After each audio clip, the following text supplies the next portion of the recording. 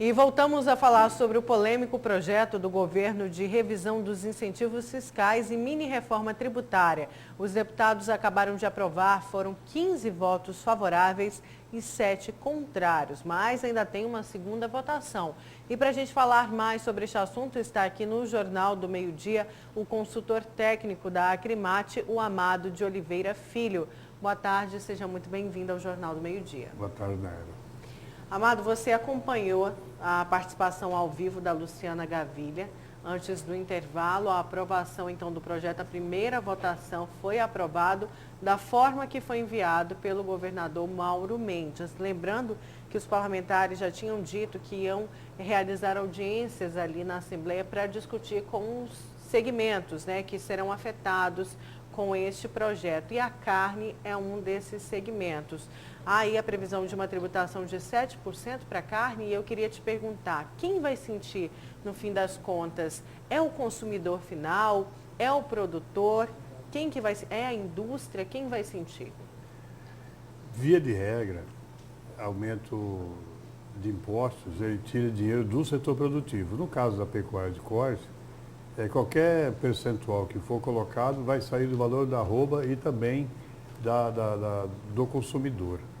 Esse projeto votado, Nayara, ele é uma forma de você avançar no processo legislativo para que quando chegar no dia 30 nós tenhamos os incentivos revistos e ajustados. Certamente não é essa a versão que será aprovada, existe toda uma discussão entre todos os segmentos produtivos, comércio, indústria, serviço e a agropecuária. Então, existe a construção de um substitutivo, na hora adequada ele vai ser votado e aí sim nós vamos ter uma visão exata de como vai ficar.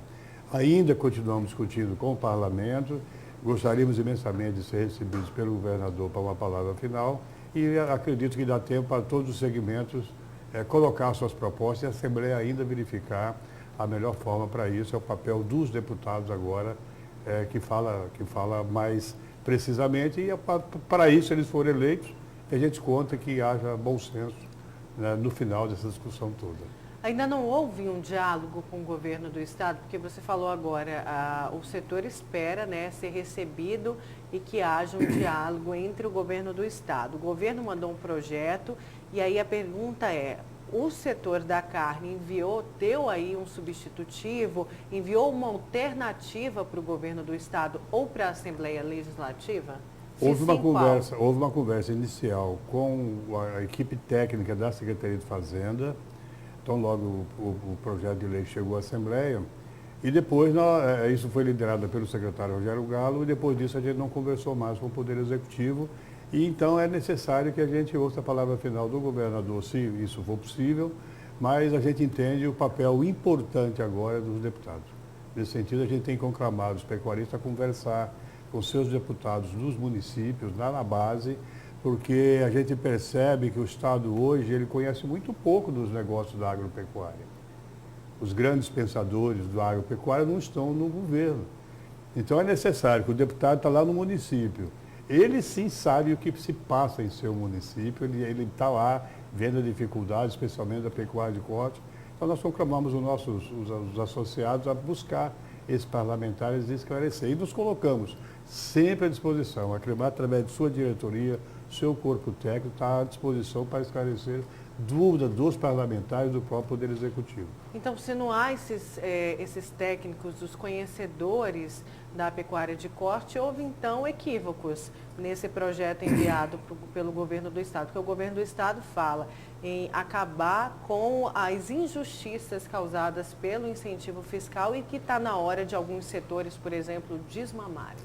É certo que incentivos fiscais, ele vem gerando polêmica aí há anos. A forma como se concedeu, a forma como que houve a gestão disso, os compromissos de diversos segmentos. Não é isso que a pecuária está discutindo com o governo.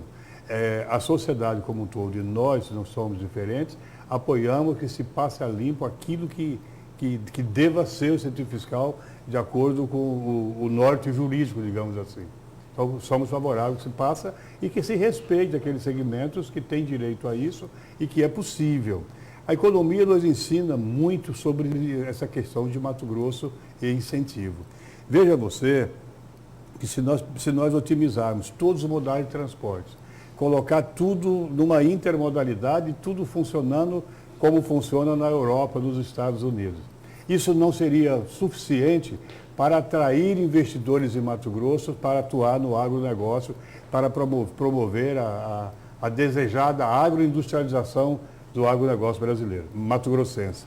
A única ferramenta capaz de atrair investidores para esse segmento em Mato Grosso são incentivos fiscais. Isso por quê? Isso é econômico, há mais de 350 anos, Adam Smith já falava. Mas isso só para atrair e precisaria manter também, como alguns segmentos mantiveram, depois que já estão consolidados no Estado? É certo que alguns segmentos demoram mais que o outro, né? Tem atividade que ela entra com 2, 3, 5, 10 anos, ela já consolidou e já tá pago esse investimento. Outras não, demoram um pouco mais. É por isso que nós mandamos algodão para fora, mandamos carne in natura, mandamos boi em pé para fora, porque nós temos dificuldade de agregar valor a essa produção. Então, o incentivo fiscal é importante sobre essa ótica.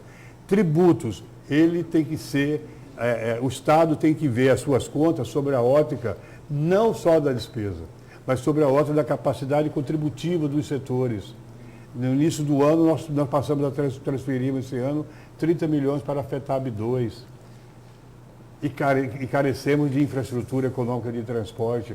Então, incentivo é uma coisa importante, é algo que é ferramenta para todos os governos, e tributos é para manter o custo do Estado. Nós esperamos que o Estado de Mato Grosso faça alguma coisa que reduza seus custos.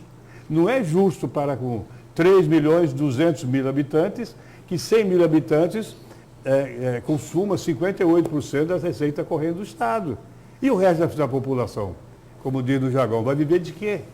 Então nós precisamos que o Estado ele tenha o tamanho da sua capacidade, da capacidade contributiva da população, envolvendo aí o setor produtivo, e evidentemente os custos razoáveis para isso.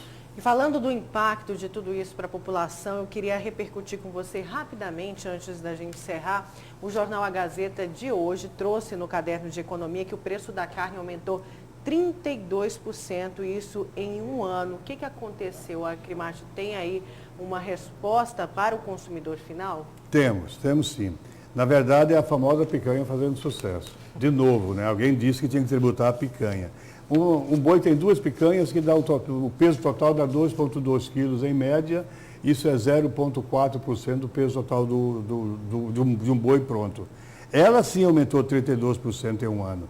Mas o contrafilé caiu 2%, o filé mignon aumentou só 4%, portanto abaixo da inflação, patinho abaixo da inflação, a média geral 10,02%. Foi do músculo e a picanha os maiores aumentos. Em função de oferta e demanda, tá? Com segurança. A média de preço no período foi 10,02%, e uma informação importante, o preço que nós recebemos como fornecedor de matéria-prima, o boi, nesse período aumentou 8,3%. A picanha tem a ver com as exportações ou não? Todas as carnes são exportáveis. O detalhe da picanha é isso, um boi tem menos do que em torno de 0,3% do peso total e tem uma demanda extraordinária. Por isso, né, ela aparece aqui com esse percentual, mas na média está dentro da razoabilidade. Amado, muito obrigada pelas suas informações e pela sua participação no Jornal do Meio-Dia. Agradeço vocês e estamos à disposição da sociedade para informações. Obrigada.